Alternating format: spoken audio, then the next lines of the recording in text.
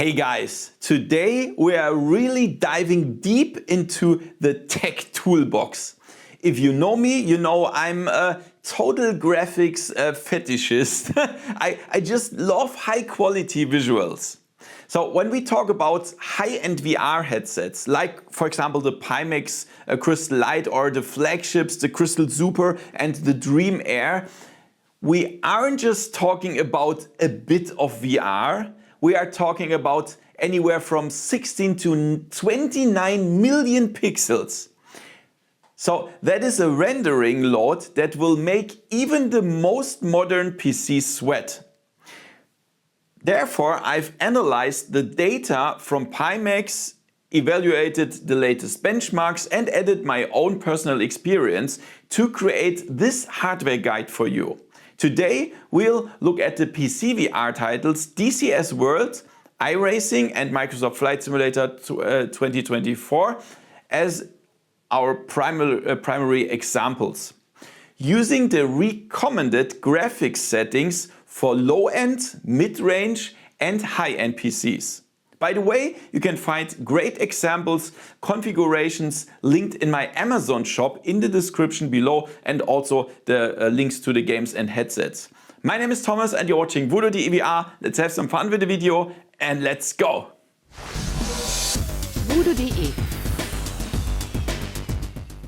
So before you launch any of those games, I recommend a few tweaks for your PC. So the first one is a registry hack. There is a registry entry called GameBarPresenceWriter and this Windows background service often causes micro stutters. So search for regedit in Windows and navigate to H key local machine, software, Microsoft, WindowsRuntime, ActivatableClassId. And there look for the folder Windows Gaming GameBar Presence Server Internal Presence Writer. What a name! And then right click on that and go for permissions because otherwise you cannot change the values. Go for advanced and then change the owner at the top to your name or the current user you're using and then confirm everything. And only then you can double click the entry activation type and change the value from 1 to 0. So that silences the service for good. Let's do this all the time. And then there's a cool tool called ISLC, Intelligent Standby List Cleaner. So you can download this tool from Wagnardsoft. Anyway, I will put all the links in the description. And it clears your RAM standby list before Windows clocks it up. Makes sense, right? So you do not download it and open the tool. You leave it in the background all the time. And in the settings you set the list size is at least to 1024 megabyte. Then free memory is lower than. And here you will put exactly half of your total RAM. For example, I have 64 gigabyte RAM and I will put 32,000 megabyte there. Set the polling rate to 500 milliseconds and enable custom timer resolution and then click on start. And then you should leave it running in the background. That clears your RAM. That's really good. And then a third tool that you use for all the games, for everything that follows up, the DLSS swapper. You can find this on GitHub, but I will put it in the description. So you use the DLSS swapper to replace the DLL file from the NVIDIA DLSS. So choose the latest version in the list. Sometimes it doesn't work, then choose a little older one, but try the newest one first. And then download it and replace it and then set the DLSS preset in the list to preset K, letter K. This virtually eliminates ghosting and smearing. Do this for every game you want to play. So all the games that follows or any game, do this. Yeah? So I will not mention that again in the sections of the games. Do this for all the games. So, and now let's come to the games. DCS World. So DCS needs CPU clock, speed and VRAM. So an important term here is spotting dots. These are pixel replacements, model replacements for distant aircraft to prevent them from becoming like blurry or giant blobs. You have to do something. So on your hard disk, you go to C, Users, your username, Saved Games, DCS and Config. And check out if there is a file called Autoexec.cfg. If not, please create it. Create a new file. And then put the following line in the file. Renderer underscore experiment equals false. That you put that. I will put it in the description anyway. Put that there, save the file, and this is the first thing you do in DCS World, guys. So in the game itself, Open DCS World, you first set your presets to VR. This is very important. For all the upcoming things, low, middle and high end, set the presets to VR. And now we are tweaking that. So if you have a low end setup, as low end setup, I count an RTX 3080 or 4070 or an i7 12700K CPU with 32 GB of RAM. As I said in the description in my Amazon shop, you will find this low-end setup as a single category. As the headset, I will recommend the Pimax Crystal Light because this is an entrance level of high-end PCVR. In the description, you will find a link and coupon. And then in the Pimax Play tool, you will put the resolution to 0.75, so 75%, okay? Important. And then inside the game, DCS World, you go for graphic options and then set DLSS to performance. Textures you put on medium. Shadows, medium. Visible range, high. Anisotropic filtering, 4. Clouds standard and SSAO and SSLR switch off. That's for the low-end setup. Now the mid-range setup. I would say it's a RTX 4080 Super or a 5070 Ti together with a i9 13900K CPU, 64 GB of RAM. Also there I will put a category in my Amazon shop that you can find in the description. So here for a headset I can still recommend a Crystal Light or even go for a Crystal Super or even a Dream Air. Also I have the coupon codes here. For all the headsets I have reviews of course on my channel. Here set the resolution also on 0.75 in Pimax Play. Just leave it there. It's you can tweak it in the. It's better. Go for the graphic options. Set DLSS to balanced inside the game, of course. Textures, terrain are on high. Shadows high. Visible range ultra. Anisotropic filtering to 16. Clouds to ultra, and enable quad views. Quad views is like foveated rendering where only a part of the image is rendered at full resolution. You can combine that with eye tracking. And now for the high-end setup.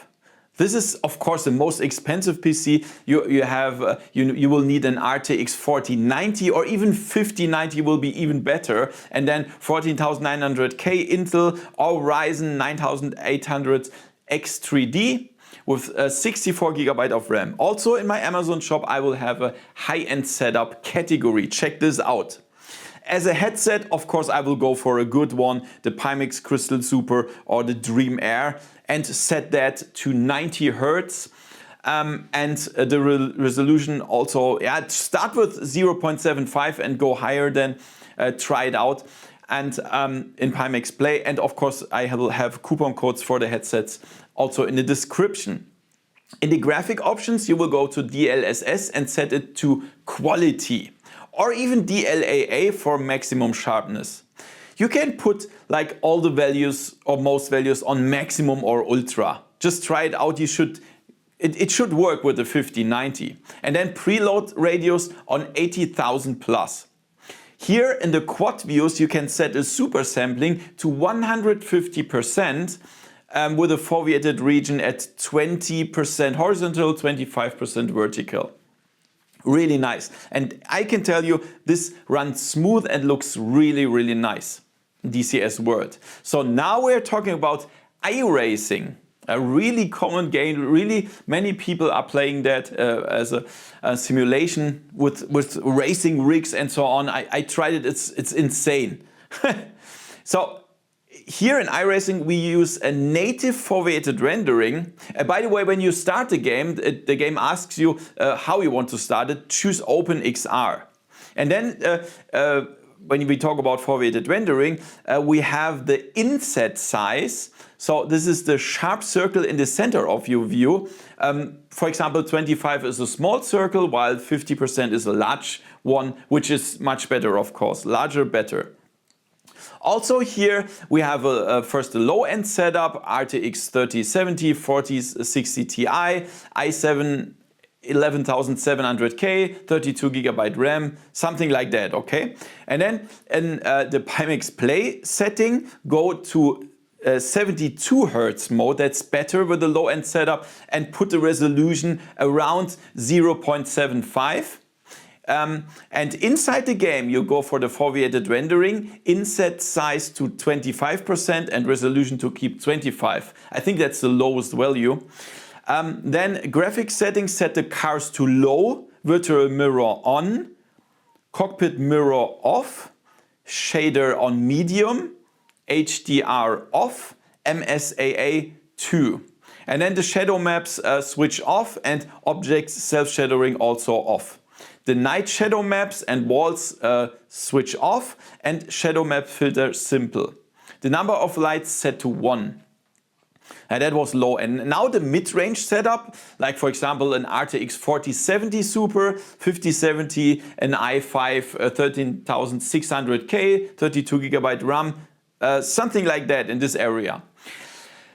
Here in the Pimax Play, go for the 90 Hz mode and switch the resolution to 0.90, so much higher than with a low-end setup. And inside the game you can set the foveated rendering inset size to something like 35 to 40%, resolution to keep 35%. And the graphics settings, set the cars to high, the virtual mirror on, cockpit mirror on, maximum 2 mirrors, shader on high, HDR off, MSAA to 4, and set the filter to sharp. Shadow maps on switch on, object self-shadowing off.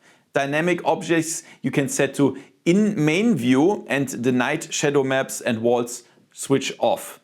The shadow map filter set to the value PCF4 and the number of lights 3. So as you can see, this is much higher values than with the low end. But now we come to the high end configuration.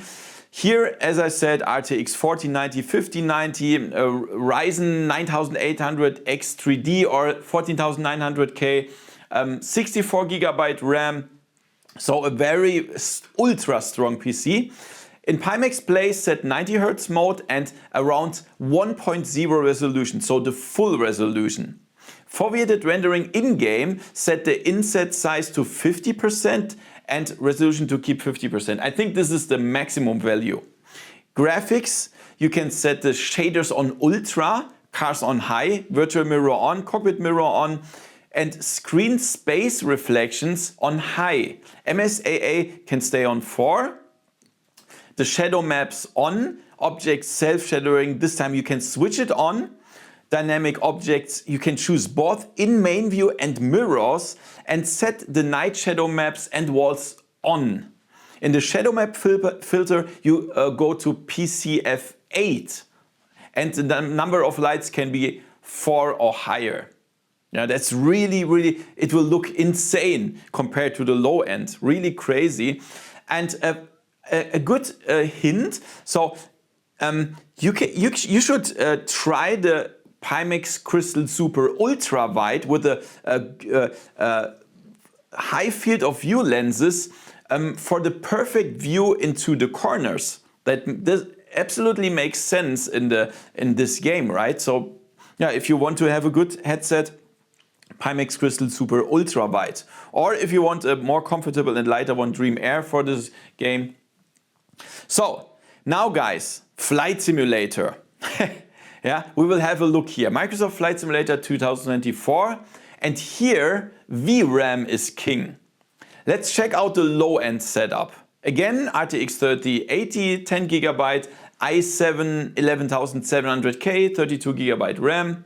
As I said, check out the Amazon shops in the description. Here in Pimax Play, set the resolution to 0.70. That's yeah, a good value, I would say. Because this needs a strong performance, a very strong performance. And then anti-aliasing inside the game, you choose NVIDIA DLSS Super Resolution and you set it to performance. In the graphic options, first thing we do is set the global rendering quality to medium. So then it sets everything to medium. And then we will tweak it. For V8 we switch on, scale 50, world scale 100.